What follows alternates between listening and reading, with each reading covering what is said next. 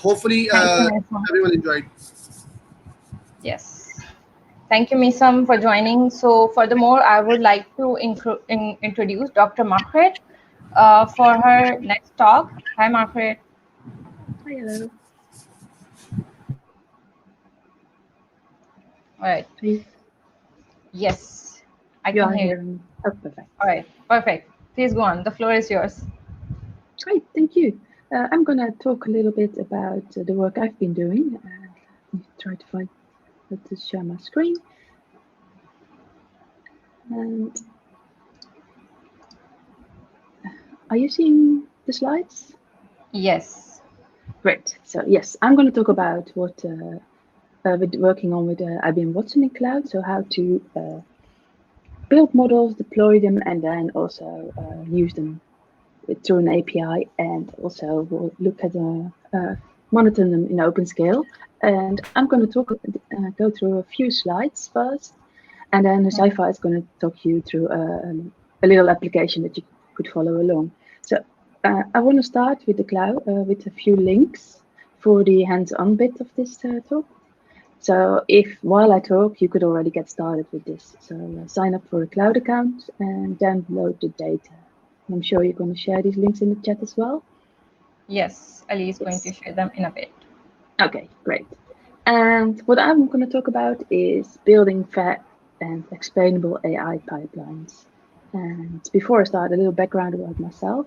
I'm Margriet. I'm Dutch, so I'm from the Netherlands, but I've been in the UK now for nearly 10 years, and I work as a data science and AI developer advocate for IBM. And previous to that, I used to work in academia as a climate researcher. So it was a bit of a switch, using a lot of big data and of observations and climate models, and now all about data science and AI within IBM. And so this is what I do now. I do data science, AI, machine learning, data, I said that before, and all in the cloud. And if you want to learn more what we do and the things we write, that's all on developer.ibm.com. I'm really interested in the fairness of AI and explainability, because things seem to go wrong quite often at the moment. And this is just a really recent example from the UK, where because of the lockdown, a lot of students couldn't do their exams. So they decided to build an algorithm and have the algorithm decide what their grades are. And as you can see in all these examples, just from a few sites, it went wrong because a lot of students' grades got downgraded. So they, when they were supposed to have an A, they got Bs, or even worse. And this was very biased. So in the very expensive school, I think they're public schools in the UK, they actually get upgraded. But if you would be in a different school, then depending on the school where you are, you get downgraded. And of course, there was a lot of chaos around this, and they decided to even scrap the whole algorithm. So this is an example where they built a model, they used it in the real world, and it completely did not go wrong. And I think they could have avoided this by already even just looking at the data and already realizing that depending on which school you are, this gives a bit of bias. So that's not right. So I think AI is used in many, many applications to make important decisions, and they really also influence people's lives. So if you want to if you want to get some credit, so get a loan, for instance, the way you get employed, a model might just read your CV, university admissions I just mentioned, and also in healthcare and even sentencing people to prison. So it is important to do it right and to do it fair. But first, what do I mean with the AI pipelines? It's really what I've been doing a lot is just do machine learning, build an algorithm, play around with it, and then that is it. But it's not all, because you can, of course, have lots of different ways of doing things. You have the machine learning, you go design neural networks, or even look into natural language processing, and all these things together really are the artificial intelligence. So it's not only the models, it's also the whole system around it, the pipelines, the way to deploy it, how to monitor it. And that's pretty much what I quickly want to talk about a little bit. So if you have, for example, this credit risk model, it's very simple. You have a lot of data with historical loans. So we know, for instance, from John, his credit score, his age, his income, where he works, and he had a no risk label for these loans. So, and you have lots of this kind of data and lots of more variables or features, of course. You train the algorithm and you have a credit risk model. Pretty straightforward, simple example. If you then have a new applicant, you have the same kind of features, and you run it through the model, and you can tell them if they're no risk or risk. That's great, but if you wouldn't look at the data, if there would be any bias in there, or really explore what's going on, you might end up with results that you would never wanted. So that's important. And in this whole, how do I say, AI pipeline, there's a lot of different things, because you, of course, you start with the credit lender, which would be the customer you're building a model for. That's what they want to increase loans, reduce risk, and have lots of other requirements they want for their application. And then that goes to a data science team who has the training data. And then only these two things are really the model itself. The rest is all just a lot of apps around it and data pipelines. So in this case, then you have, of course, the data pipe streams, and then also you could monitor these things, which I'm going to come back later, with what's an Openscale. So in this case, you can look at what the bias is and explain decisions to people as well. So in IBM, and this is a general pipeline, really, obviously, where you just get the data in, and you need to sort it and organize it, and then you could do that with knowledge catalog. Then you're going to build a model, and it does not matter where you do that, but you could do that, for instance, in a Jupyter notebook using Python or Spark, or Scala, or any language, really. And then this model can be deployed as an API. And the previous talk, that's the way to do it. You could do that also with lots of different ways. So Watson machine learning is also one of them, where you can then also manage the model and even retrain it quite easily. And then monitoring the model afterwards, once it's deployed, I think is a very important step as well, because things change over time. And you might, for instance, the quality of your model might just decrease. And what Watson Openscale, for instance, does is if it goes below a certain threshold, it will even then say, okay, let's retrain this model and see if we can get it any better and get the results better to what we want. But then, of course, you always have to keep looking at it yourself. You can't just leave this to this system only. A different way, what I said before, is it like this. So there's lots of arrows going all between all of these, because this is a system that never ends. You can't just leave it and build and run a model and that's it. So you have to go back, monitor, orchestrate it, retrain, get new data in, etc. Things like that. Then in IBM, all this runs now on Cloud Pack for data. And I wanted to mention this because you might know the IBM Cloud. And recently there have been a lot of new things coming on. So now you can run all the services, like all the Watson services, anywhere you want. So you can run them on your own network. You can even run them in AWS or wherever. And to make this all like completely integrated together, the cloud version of Watson Studio and all these other packages are now combined into Cloud Pack for data.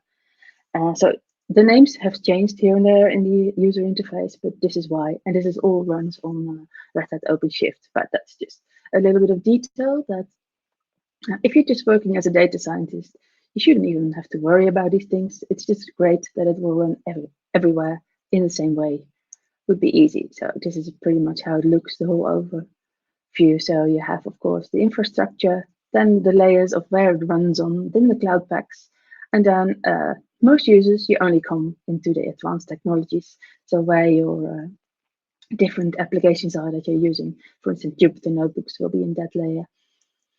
And as I said before, this is pretty much all you can do now.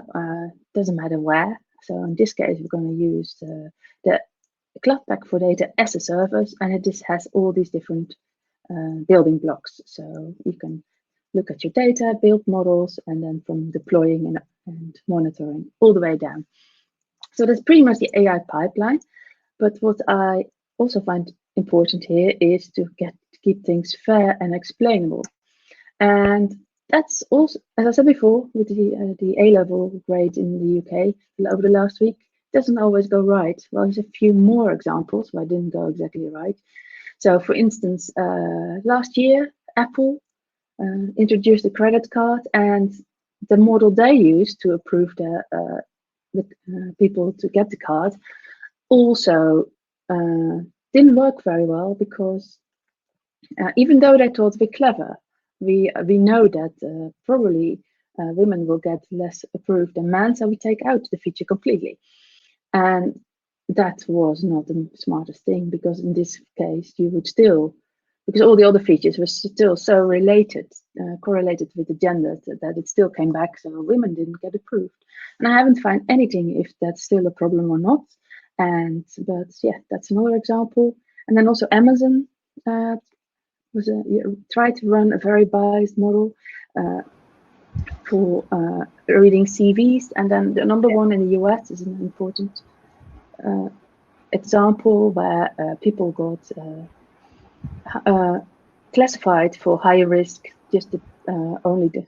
and it was very biased towards darker people and women as well.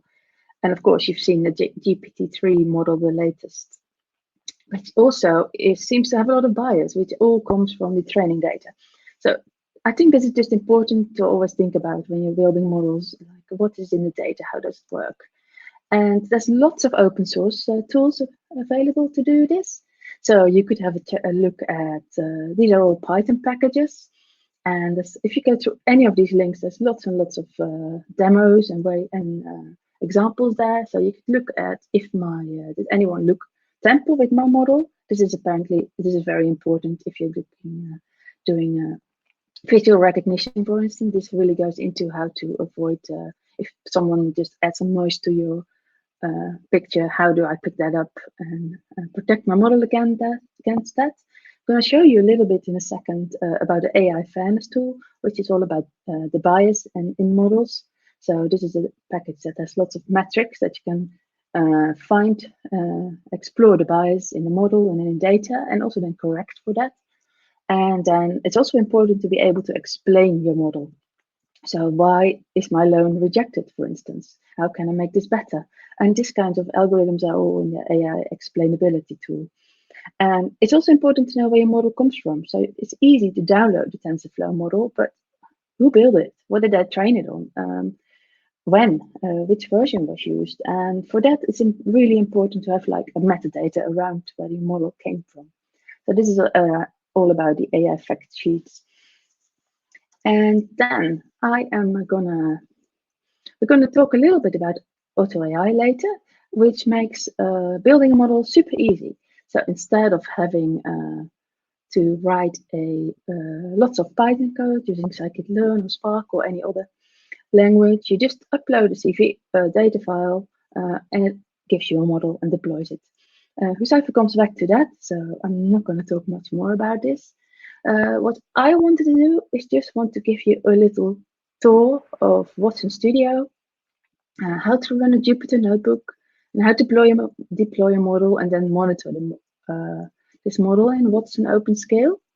And there's two links here, because this info, all what I'm showing is comes from two workshops. So the first one is the AI fairness workshop, which has a notebook in there. I'm going to show you that, but then you can later have a look at it as well. Still working on this, so it will change over time, because I haven't gone through all the possibilities and options in this package yet. And the other one is a large Git book, which really goes through the whole pipeline of building a model, deploying, and then monitoring it. And to get started with this is the link to get a free cloud account. I signed up yesterday to try out how quick it was, and it only took me a few minutes, so that was pretty quick. So you go to this link, fill in a form, and then you get an email with that will give you a confirmation number, and then you're in, and then you end up with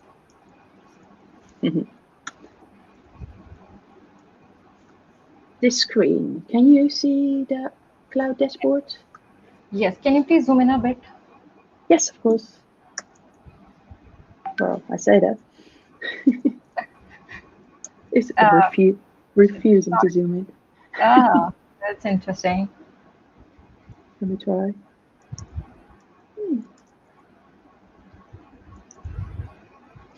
By the way, guys, I have created a poll if you want to have a more detailed workshop about AI fairness and how you can build non-biased models. So please vote, and we can do a separate detailed workshop about it later on.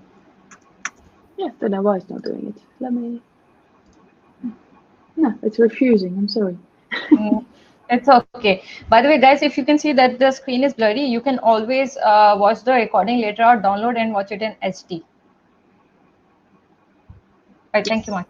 Go on. Yeah, okay, so this is the IBM Cloud dashboard. Once you've signed up, you end up here.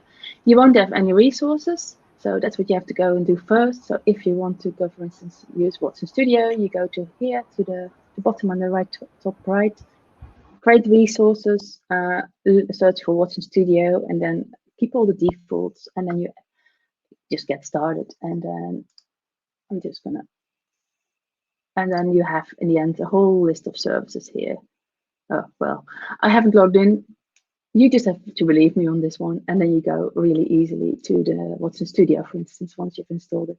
Sure, if I can show this as well. Then once you end up in formerly Watson Studio, now IBM Cloud Pack for Data, as you can see here, you end up with this welcome screen where you can run Jupyter notebooks and do quite a lot of other things. Also, ADDO.AI, for instance, is part of this. So what you do here, it works really by creating projects. And within this project, you can then put all your notebooks, your data, your streams, you put lots of different things. So you just create a project and create an empty project, for instance, or you can upload a zip file. And I'm not going to do this. You just say test or what, it doesn't matter. Well, let me try to use, yeah, how this goes better. Good.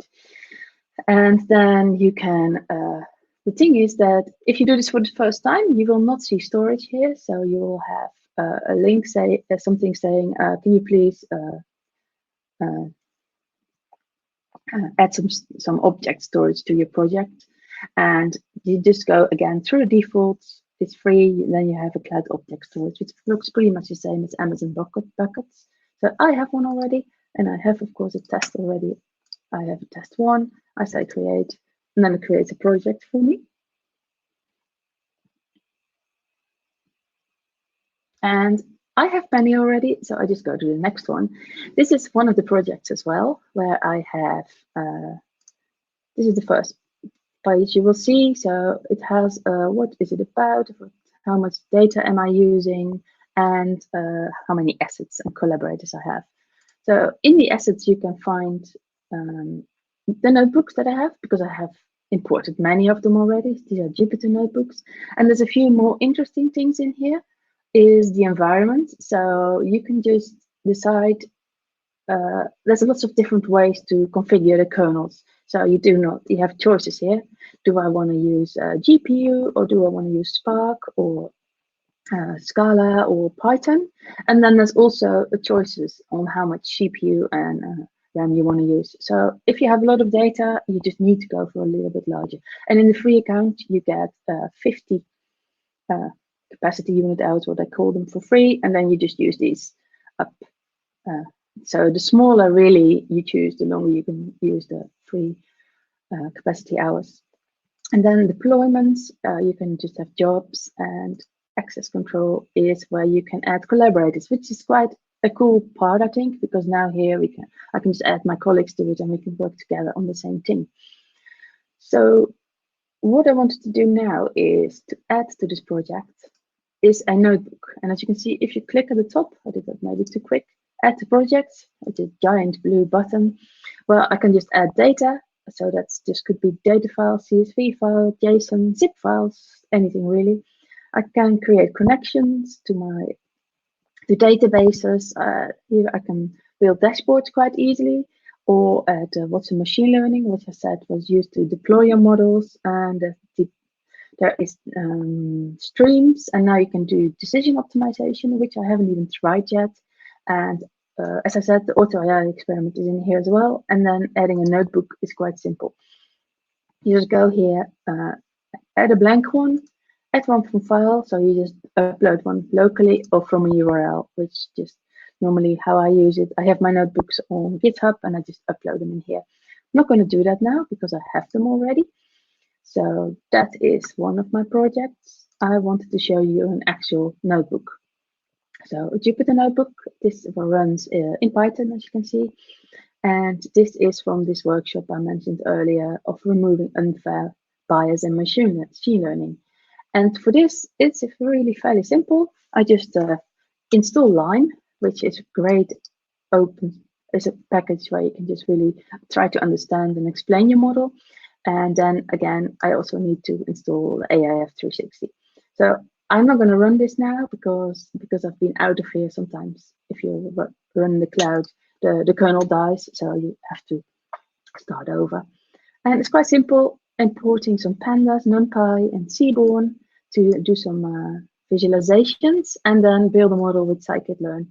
I'm not going to show you all the steps here, but just kind of the general flow of what I've been doing. And I'm going to use a data set, which is about credit. A data set, so if people get a loan approved or not, and it's from Germany, but it does not really matter. So I'm using the AI 360 package, and it's quite simple. I have to first, because I'm in the cloud, I have to first do a little bit of fiddling. So I need to get the file through an FTP file site, and then put it within this path, because that's how they set up AIF 360. But it's quite simple. You just have to add, find where your Python is living, get that location, and put data in. So download it, put in the right bit. So now load the data set. It's quite simple. And the data format is interesting because it is very similar to how scikit-learn does it. So it is pretty much a class with NumPy arrays or pandas data frames within them and quite a few variables. And in this case, in this example, I'm going to look, the label is defined as credit, and the protected attributes in this case are the sex or the gender and age. So I know that this data set can be biased based on gender. So if you're male or female, or an age. So younger people seem to get loans less. And then exploring the data, I'm just going to skip over this one, like which features are in there, what the labels look like, and just these are very basic pandas little scripts. And what is the cool thing here, I'm sorry for scrolling so much, is exploring the bias in the data. So now we get into this AI fairness bit. So in this case, we're going to define that we're going to look at the age as the privileged and unprivileged groups. So people over 25, they're privileged, under 25, they're unprivileged because they just get less loans. And we're interested to see if there actually is anything like that. And within the package, there is a lot of metrics and algorithms that just easily calculate these things. So you can look at the mean difference, so which is the difference of the rate of favorable outcomes received by the unprivileged group to the privileged group. And it's pretty much all, you compare the percentage of people who get a loan between the different groups. And this could be a percentage, a difference, or just added up and divided by stuff. And that's pretty much the difference between all these different metrics.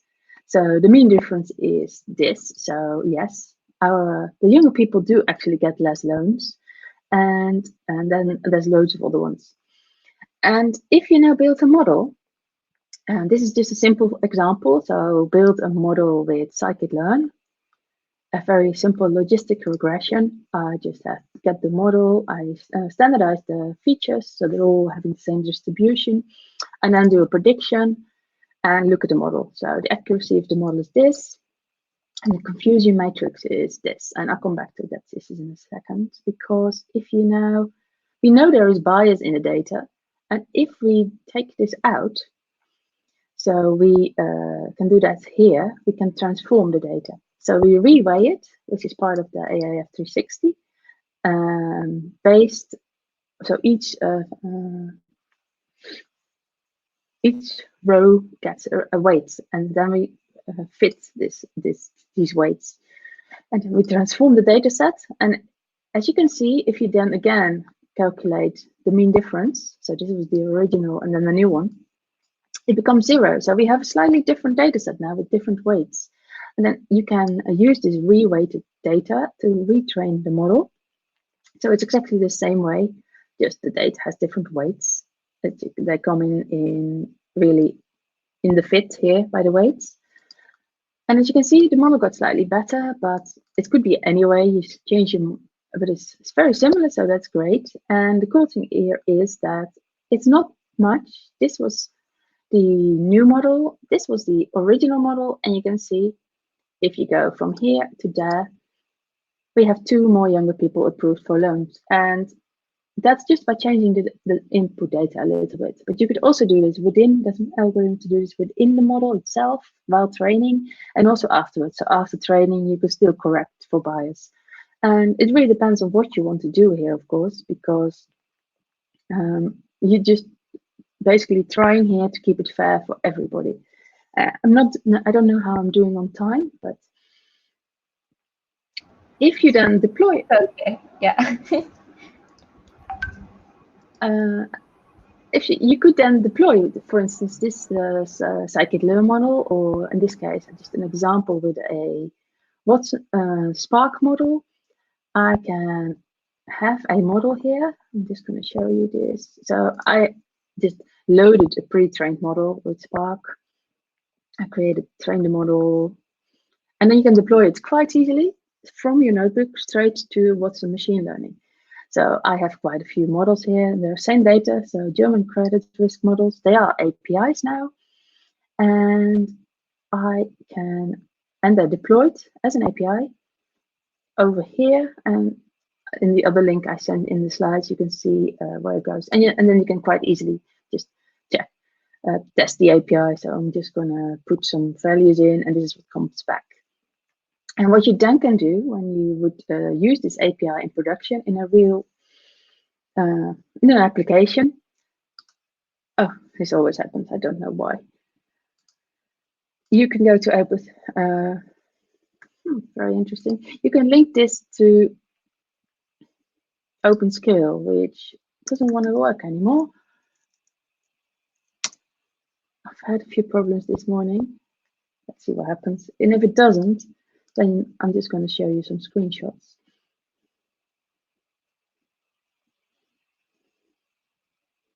But yes, so once you deploy a model, you can configure Openscale from a notebook, which is in the same notebook I was showing before.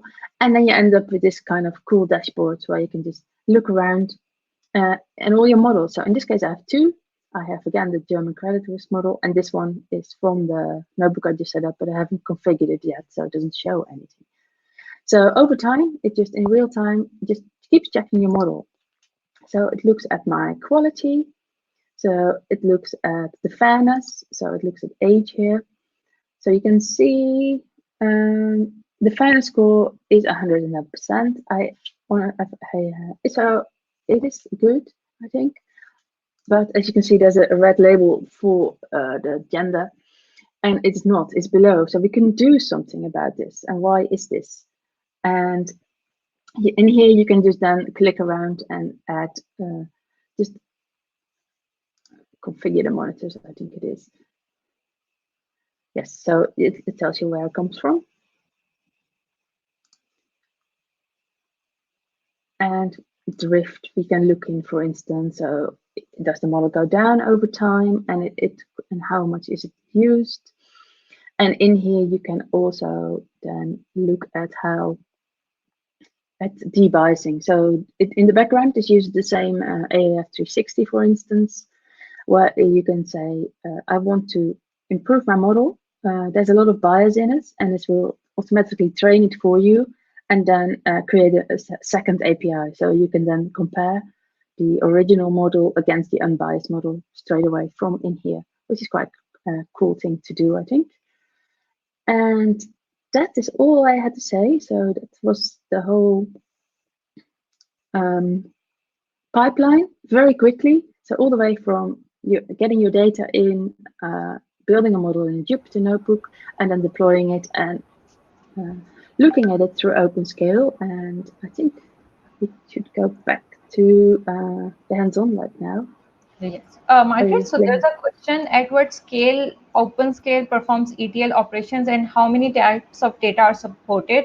Does it support OWF, OWL, RDF, JSON in a single framework, or one needs to transform it first? I think the API is only accepts JSON, but I am not sure. And yeah,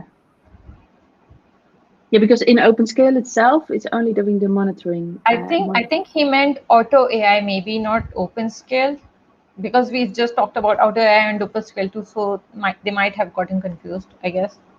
Yeah, I think AutoAI is only CSV, but I'm sure Sci-Fi knows Yeah. better. Okay, he'll cover this, I guess. Right. Thank you, Margaret. You're welcome.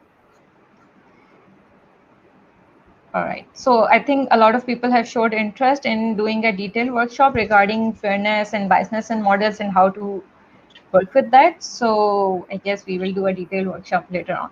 Thank you, Margaret. So I would like to announce Josefa now to conduct a detailed hands-on workshop on the topic so that you audience can get more insights about how everything is going on, how it works.